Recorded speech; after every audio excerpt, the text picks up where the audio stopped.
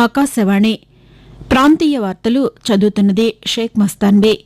ముఖ్యాంశాలు: వాతావరణ మార్పులను ఎదుర్కొనడానికి పీఎం సూర్యఘర్ యోజన ముఖ్యమైన సాధనంగా ఉపయోగపడుతుందని ప్రధానమంత్రి నరేంద్ర మోదీ పేర్కొన్నారు.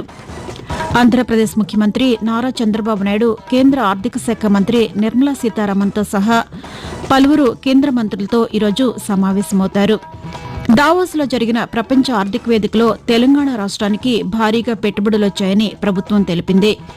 ఆంధ్రప్రదేశ్లో ఎర్రచందనం అక్రమ రవాణాను అరికట్టేందుకు నిఘాను పెంచేలా కార్యాచరణ సిద్దం చేయాలని ఉప ముఖ్యమంత్రి కె పవన్ కళ్యాణ్ అధికారులను ఆదేశించారు. హైదరాబాద్ వేదికగా జరిగే 15వ హైదరాబాద్ సాహిత్య పండుగను తెలంగాణ గవర్నర్ జిష్ణుదేవ్ వర్మ ఈరోజు ప్రారంభిస్తారు.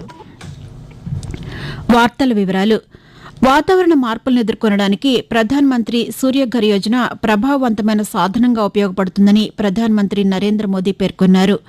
ఢిల్లీలోని సంవిధాన్ సదన్లో నిన్న జరిగిన కార్యక్రమంలో ప్రధానమంత్రి నేతాజీ సుభాష్ చంద్రబోస్కు నివాళులర్పించారు. ఈ సందర్భంగా అక్కడకు హాజరైన విద్యార్థులతో ప్రధానమంత్రి సూర్యఘర్ యోజన గురించి వివరిస్తూ సౌరశక్తి ద్వారా విద్యుత్ ఉత్పత్తి అవుతుందని, ఈ విద్యుత్తును వాహనాలకు వినియోగిస్తే కాలుష్యాన్ని అరికట్టవచ్చునని తెలిపారు. విద్యార్థులు ఇంటి వద్దే విద్యుత్తును ఉత్పత్తి చేసి ప్రభుత్వానికి విక్రయించవచ్చునని ప్రధానమంత్రి సూచించారు. విద్యుత్ వాహనాల వినియోగం ద్వారా శిలాజ ఇంధనాలపై ఖర్చు తగ్గుతుందని తెలిపారు. కేంద్ర ప్రభుత్వం అందించిన 1200 బస్సులు ఢిల్లీలో నడుస్తున్నాయని, భవిష్యత్తులో మరిన్ని బస్సులను ప్రవేశపెడతామని ప్రధానమంత్రి వివరించారు. ఆంధ్రప్రదేశ్ ముఖ్యమంత్రి నారా చంద్రబాబు నాయుడు పలువురు కేంద్ర మంత్రులతో ఈరోజు సమావేశమవుతారు. దావోస్ ప్రపంచ ఆర్థిక వేదిక సదస్సు పర్యటన ముగించుకుని ఢిల్లీ చేరుకున్నారు. ఈ ఉదయం 11 గంటలకు కేంద్ర ఆర్థిక శాఖ మంత్రి నిర్మలా సీతారామన్తో సమావేశమై పలు అంశాలపై చర్చిస్తారని అధికారులు తెలిపారు. విశాఖపట్నం ఉక్కు కర్మాగారానికి కేంద్ర ప్రభుత్వం ప్రకటించిన ప్యాకేజ్ అమలు, పోలవరం ప్రాజెక్టుకు రావాల్సిన నిధుల గురించి ప్రస్తావించే అవకాశం ఉంది. అనంతరం మధ్యాహ్నం మాజీ రాష్టపతి రామ్నాథ్ కోవింద్తో చంద్రబాబు నాయుడు మర్యాదపూర్వకంగా సమావేశమవుతారని అధికారులు తెలిపారు. ఇదిలా ఉండగా రాష్ట్రానికి పెట్టుబడుల లక్ష్యంగా సాగిన ముఖ్యమంత్రి నారా చంద్రబాబు నాయుడు 4 రోజుల దావోస్ పర్యటన నిన్నటితో ముగిసింది. ప్రపంచ పెట్టుబడుల సదస్సులో పాల్గొన్న ఆయన ప్రముఖ సంస్థల సీఈఓలు, పలు దేశాల ప్రతినిధులతో చర్చలు జరిపారు. వివిధ రంగాలకు చెందిన సుమారు 15 అత్యున్నత వాణిజ్య సంస్థల ప్రతినిధులతో సమావేశమయ్యారు. రాష్ట్రంలో పెట్టుబడులకున్న అవకాశాలు, అందుకు అనువైన పరిస్థితులను వివరించారు.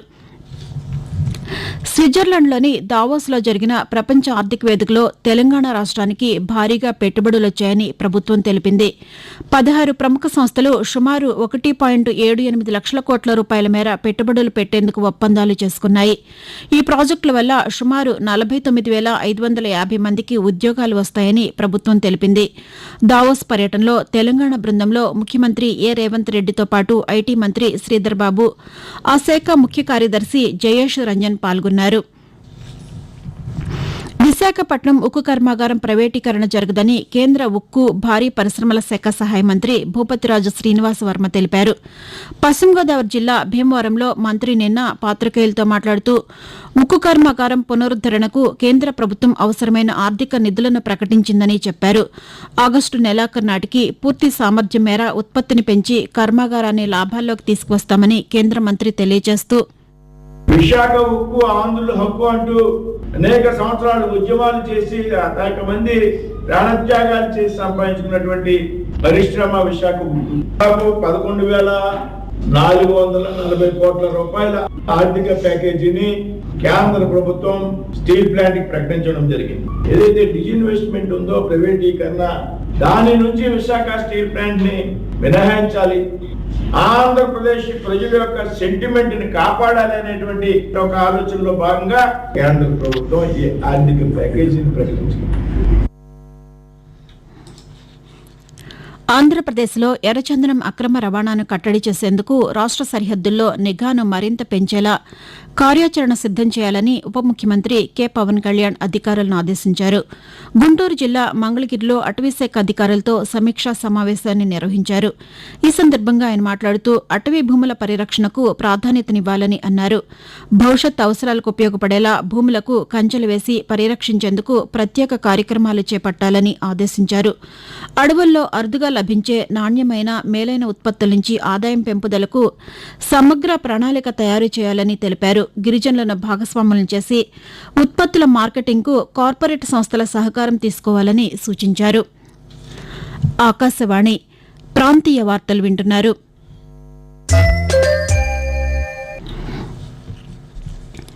ఆంధ్రప్రదేశ్లోని పోలవరం ప్రాజెక్టును 2027 డిసెంబర్ నాటికి పూర్తి చేస్తామని జలవనరుల శాఖ మంత్రి నిమ్మల రామానాయుడు తెలిపారు.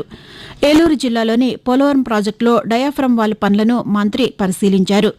అనంతరం ఆయన పాతికేయులతో మాట్లాడుతూ పోలవరం ప్రాజెక్టు నిర్వాసితులకు ఇటీవల 1,000 కోట్ల రూపాయలు అందజేశామని అన్నారు. 3 కట్టర్ల ద్వారా త్వరితగతిన డయాఫ్రమ్ వాల్ నిర్మాణం పూర్తి చేసేందుకు చర్యలు తీసుకున్నామని మంత్రి తెలుపుతూ 2027 డిసెంబర్ కి పోలవరం ప్రాజెక్టు పూర్తి చేసే లోపుగా ఒక సెకండ్ ఫేజ్ R&R ను కూడా కంప్లీట్ చేయాలనేటువంటి ఆలోచనతో ఒకప్పుడు ఇన్స్పెక్షన్ చేస్తూ ఆ యొక్క వర్క్ ని ముందుకు తీసుకెళ్తూ ఉన్నామని చెప్పి మీ ద్వారా తెలియజేసుకుంటాం. కొత్తగా డయాఫ్రమ్ వాల్ ఇవాళ నిర్మాణం చేసుకుంటున్నటువంటి పరిస్థితి. 3 కట్టర్స్ ను మనం పని చేయించుకోవడం ద్వారా ఈ యొక్క డయాఫ్రమ్ వాల్ నిర్మాణం సమయాన్ని కొంచెం తగ్గించుకునేటువంటి విధంగా ప్లాన్ చేసుకున్నాం. ఆ డిసెంబర్ కి డీవాల్ పూర్తి చేస్తాం 25కి అని చెప్పి తెలియజేసుకుంటూ, అదేవిధంగా ఈ ప్రాజెక్టు కోసం తమ ఆస్తుల్ని భూముల్ని త్యాగం చేసినటువంటి వ్యక్తులు నిర్వాసితులకు న్యాయం జరుగుతుంది. హైదరాబాద్ వేదికగా జరిగే 15వ హైదరాబాద్ సాహిత్య పండుగను తెలంగాణ గవర్నర్ జిష్ణుదేవ్ వర్మ ఈరోజు ప్రారంభిస్తారు. 3 రోజుల పాటు జరిగే ఈ కార్యక్రమం ఈ నెల 26వ తేదీ వరకు జరుగుతుంది. ఇందులో భాగంగా సంస్కృతి సాహిత్యంపై పలు కార్యశాలలు నిర్వహించనున్నారు. సాహిత్యం, పర్యావరణం, నూతన ఆవిష్కరణలు, పిల్లల కథలు బోధించడం ఎలా, వారికి ఎలాంటి సాహిత్యం అవసరం వంటి విభిన్న అంశాలపై చర్చించనున్నారు. ఐరోపా ఖండంలోని లిథువేనియా దేశం ఈ వేడుకల్లో ప్రత్యేక ఆకర్షణగా నిలవనుంది. ఆ దేశ సంస్కృతి సంప్రదాయాలను తెలుసుకునేలా ప్రత్యేక సదస్సులు ఏర్పాటు చేశారు. భారత్లో లిథువేనియా రాయబారి హెచ్ఈ డయానా, ప్రముఖ సినీ నటి షబానా ఆజ్మీ ముఖ్య అతిథులుగా హాజరై ప్రసంగించనున్నారు. జాతీయ బాలికా దినోత్సవాన్ని ఈరోజు జరుపుకుంటున్నాం.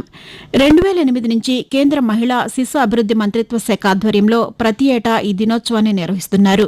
హక్కులు, విద్య, ఆరోగ్యం, పౌష్టికాహారం వంటి అంశాలపై బాలికలకు, సమాజానికి అవగాహన కల్పించాలన్న లక్ష్యంతో కేంద్ర ప్రభుత్వం పలు కార్యక్రమాలు నిర్వహిస్తోంది.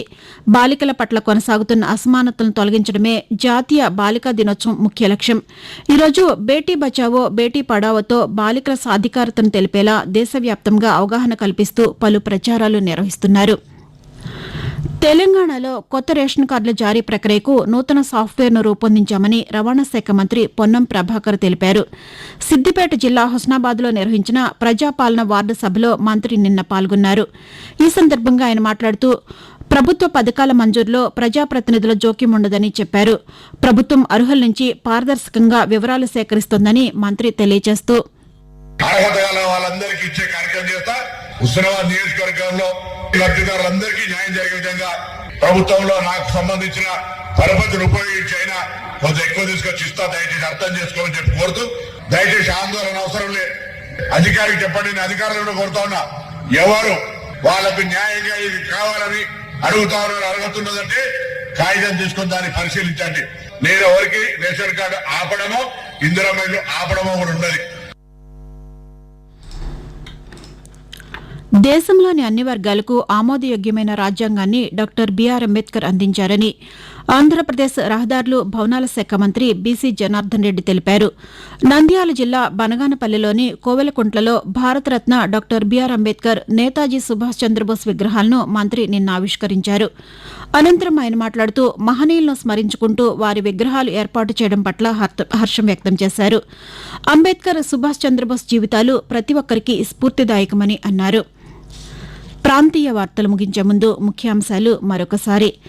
వాతావరణ మార్పులను ఎదుర్కొనడానికి పీఎం సూర్యఘర్ యోజన ముఖ్యమైన సాధనంగా ఉపయోగపడుతుందని ప్రధానమంత్రి నరేంద్ర మోదీ పేర్కొన్నారు. ఆంధ్రప్రదేశ్ ముఖ్యమంత్రి నారా చంద్రబాబు నాయుడు కేంద్ర ఆర్థిక శాఖ మంత్రి నిర్మలా సీతారామన్తో సహా పలువురు కేంద్ర మంత్రులతో ఈరోజు సమావేశమవుతారు. దావోస్లో జరిగిన ప్రపంచ ఆర్థిక వేదికలో తెలంగాణ రాష్ట్రానికి భారీగా పెట్టుబడులొచ్చాయని ప్రభుత్వం తెలిపింది.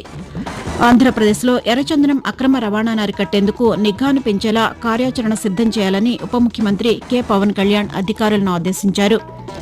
హైదరాబాద్ వేదికగా జరిగే 15వ హైదరాబాద్ సాహిత్య పండుగను తెలంగాణ గవర్నర్ జిష్ణుదేవ్ వర్మ ఈరోజు ప్రారంభిస్తారు. ఆకాశవాణి ప్రాంతీయ వార్తలు